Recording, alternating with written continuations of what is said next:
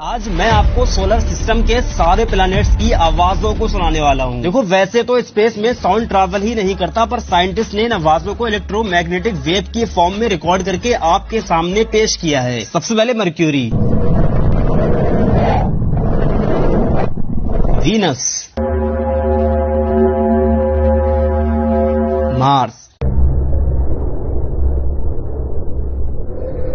Jupiter,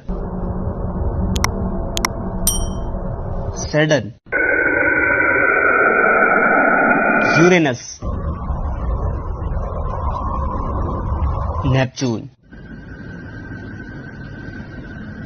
pressure नहीं है, चुरा लो। आपको कौन सी आवाज सबसे खतरनाक लगी, कमेंट्स में जरूर बताना।